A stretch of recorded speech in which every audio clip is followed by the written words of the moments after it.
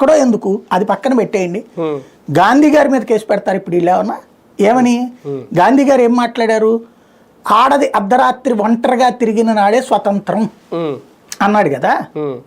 మరి పట్టపగల కూడా అత్యాచారాలు జరుగుతున్నటువంటి సంఘటనలు ఉన్నాయి కదా. మరి ఈ దేశానికి స్వతంత్రం రాలేదు అని చెప్పి గాంధీ గారు అన్నారని చెప్తారా? అలా వక్రీకరిస్తారా? మరి అంతే కదా, వక్రీకరించాలనుకుంటే అంతే. అర్ధరాత్రి ఆడది ఒంటరిగా తిరిగినాడే ఈ దేశానికి స్వతంత్రం వచ్చినట్టు గాంధీ గారు చెప్పింది. మరి అయితే రానట్టే కదా మనకి. పట్టపగలు కూడా ఇబ్బంది ఎదుర్కొంటున్నటువంటి అనేక చోట్ల ఉన్నాయి కదా మరి. కాబట్టి ఏం చేద్దాం? స్వతంత్రం రాలేదందామా? గాంధీ గారు స్వతంత్ర ద్రోహం అందామా? గాంధీ గారికి సంబంధించి దేశద్రోహం చేశారని మాట్లాడతాడా ఆయన?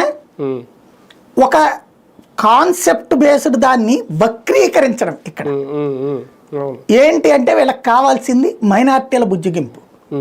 లష్కరే తోయిబా గురించి మాట్లాడు, జైషే మహమ్మద్ గురించి మాట్లాడు. అదే సందర్భంలో ఈ దేశాన్ని అలకల్లోలం చేయడానికి ప్రయత్నిస్తున్నటువంటి పాకిస్తాన్, ఆఫ్ఘనిస్తాన్, బంగ్లాదేశ్, ఇవాళ వరకు బంగ్లాదేశ్ చొరబాటుదారుల గురించి ఒక్కరోజున మాట్లాడాడు రాహుల్ గాంధీ.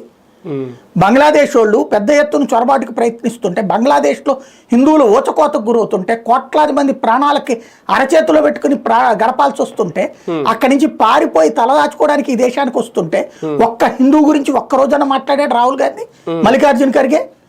బంగ్లాదేశ్లోని హిందువుల గురించి కానీ, బంగ్లాదేశ్లోని బౌద్ధులు, జైనులు, క్రైస్తవులు వీళ్ళెవరి గురించి